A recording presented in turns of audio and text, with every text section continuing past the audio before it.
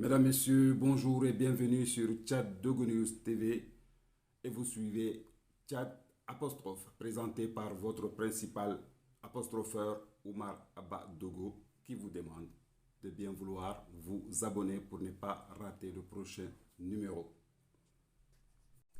Mesdames, Messieurs, aujourd'hui nous apostrophons ce qu'on pourrait qualifier de trafic d'êtres humains qu'essaie de mettre en place la Grande-Bretagne et le Rwanda.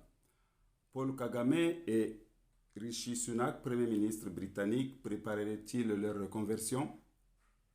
En tout cas, du côté britannique, les choses se corsent pour le Premier ministre.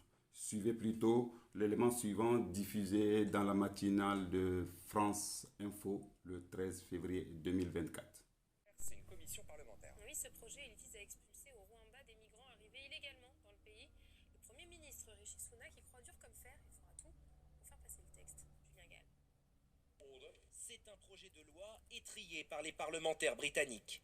Examiné depuis plusieurs semaines au Parlement, les membres des deux chambres jugent aujourd'hui le texte du gouvernement de Rishi Sunak incompatible avec les droits de l'homme. Ce projet, qui vise à expulser au Rwanda des migrants arrivés illégalement au Royaume-Uni, le Premier ministre conservateur y tient. Il a parié lors d'une interview télévisée qu'il réussirait à faire passer le texte au Parlement. Je vous parie 1000 livres à donner à une association d'aide aux réfugiés que vous ne ferez monter personne dans ces avions avant les élections. Acceptez-vous ce pari?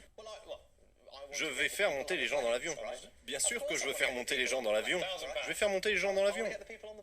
La lutte contre l'immigration clandestine est l'un des socles de la politique de Rishi Sunak. En focalisant sur l'immigration, Rishi Sunak veut vraiment rassembler un électorat, les mêmes qui ont voté pour le Brexit, un grand électorat conservateur que Rishi Sunak veut souder. Et vraiment la seule cause qui les soude tous, je pense, c'est l'immigration. Le texte divise au sein même du Parti conservateur. Avec ce projet de loi, Rishi Sunak joue donc son va-tout. Chers amis, que les Britanniques essaient de mettre en place une loi inhumaine n'est pas surprenant. Mais qu'un pays, en l'occurrence le Rwanda, joue à ce jeu malsain me surprend beaucoup. D'abord, le président Paul Kagame a décidé tout seul, et validé ensuite par le Parlement bien sûr, de créer une sorte de comptoir qui, pour l'Africain que je suis, rappelle l'ère le plus sombre qu'a connu notre continent. Il s'agit de l'esclavage. Les esclavagistes occidentaux et orientaux avaient créé des comptoirs en Afrique et en dehors pour y vendre les Noirs. Pour moi, ce que le Rwanda est en train de mettre en place avec les Britanniques là n'est ni plus ni moins que l'installation d'un comptoir et un trafic d'êtres humains. Il prend des millions et fait le tri chez lui. En quelque sorte, il fait le sale boulot à la place des autres.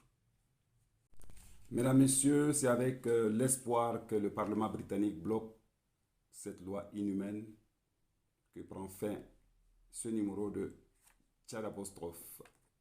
Et je vous donne rendez-vous à très bientôt. N'oubliez pas de vous abonner et de commenter cette vidéo, de nous dire ce que vous pensez du sujet et si vous avez des suggestions à faire, des commentaires à faire, n'hésitez pas. Et je vous dis ciao.